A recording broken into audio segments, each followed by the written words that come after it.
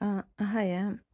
So in this video, we'll be looking at things that help us decide where we can go and study.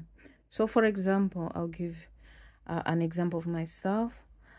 When I wanted to go away for studies, I had two options: either to go to Germany or to come to the UK. The Germany scholarship covered myself, two children, and a partner, a total of 4 people. Including return air tickets. The UK's, and for a 2 years master's degree. The UK scholarship only covered myself, and it only covered also tuition, accommodation, and warm clothes. There was no travel, there was no any dependent included. But I opted to come to the UK. So what are the reasons? What are the things that help us decide where to go for our further education to study? Number one, I'll give 10 things to consider. So let's start with number 10. Language. Are you someone who can learn a new language and be able to start attending your lectures in that new language, for example, Japanese language or Chinese language? If not, you go to a country that has a language that you are familiar with. So, for example, if you're from Malawi, it would be countries that already that speak English, that teach in English. Or if you're from French countries, it means you would be going to countries that teach in French, for example.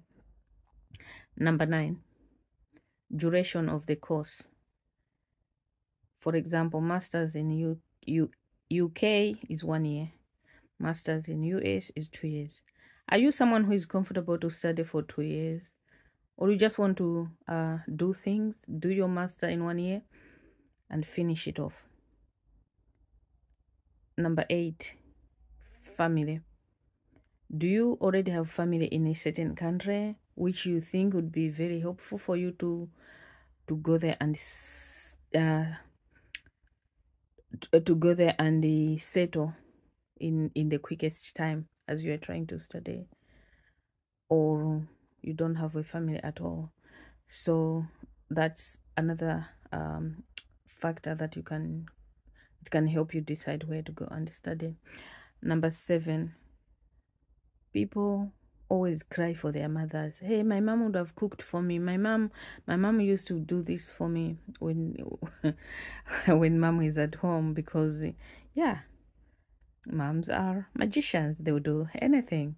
So yeah, for people who cannot cope, who always complain and sometimes get into depression and issues of mental health come in because it's too much, they are now living on their own, when in the country they never lived on their own, and indeed their mother was paying for their rent. Now they have to work, go to school, pay rent and all bills and all of that, which leads to other behaviors as well. If you think you're someone who cannot toughen up and start living on your own, then probably you would be thinking of studying within the country instead of traveling to another country when we know we're gonna miss our mother.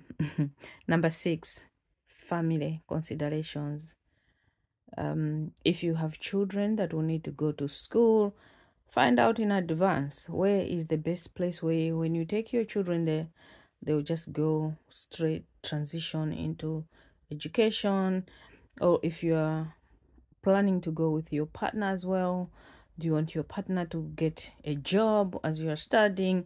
So find out about those things as well, where they are available depending on what you need. Number 5, weather. Are you someone who can cope with minus 32 degrees Celsius, or maybe minus 6?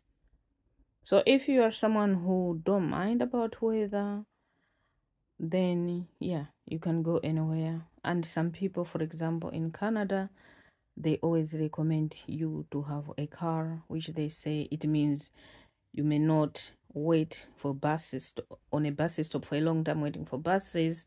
So you just drive home and then, yeah, you go in your house, which is a bit warmer than standing outside waiting for buses.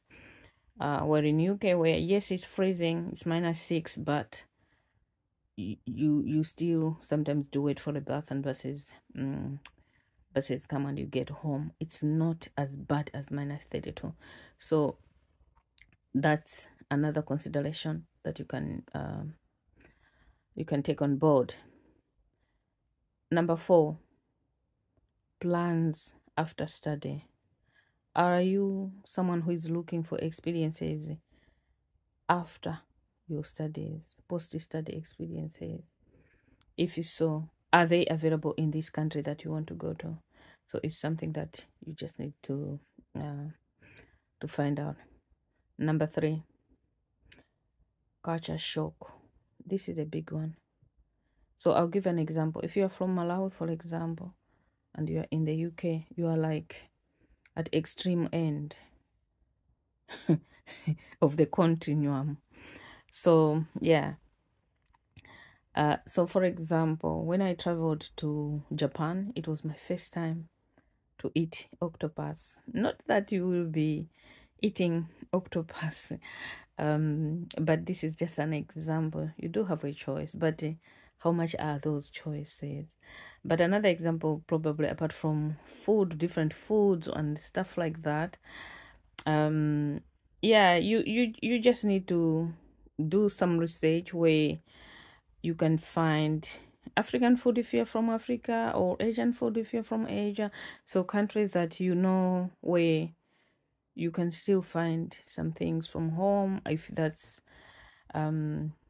gonna be helpful for you, or you don't really care, as long as it's food that people eat, just find out. But I've also seen, or we have also heard things like because of due to differences in cultures. So I'll still give you an example of Malawi, because I'm from Malawi. It's not common to see maybe the man in the house doing housework because the woman goes to work. But in UK, such things is not even a surprise. It's expected. If the woman is going to work and the husband stays at home, it means the husband will be looking after children, will be cleaning the house, will be washing the plates, will be doing laundry and all of that. When the woman comes home later on after work, food will be ready for her. But that's yeah. So is this something that you can, you can cope, you can adapt? If not, are there other options that you can do so that you do not ruin your marriage as you're trying to improve education wise? Number 2, cost of living crisis. Some countries are very expensive, some countries are moderate, you can manage. So countries I've visited, Switzerland, Norway, I think they're like twice as much as expensive compared to the UK. So you can just do your research and see where it can be affordable for you, and the type of scholarship you're getting, and how much they're giving. Is this affordable? Is this will this give you a, at least a modest type of living as you're studying? Number 10. Number 1. Oh, sorry. Yeah, number 1. If there's one thing that you need to remember in this video, is this one: racism. I've just come back from a Stand Up to Racism conference today. Have a search as well again, because not all countries are the same, but racism is almost everywhere. It's commoner than you would think, but you can always find out in terms of like which countries can I still go and study without facing the racism too much. But I think in other countries as well, there are measures in place. Of course, there's always room for improvement. Measures in place where people can report incidences so that something can be done. But it's something that you need to research about, and yeah, and be prepared for it.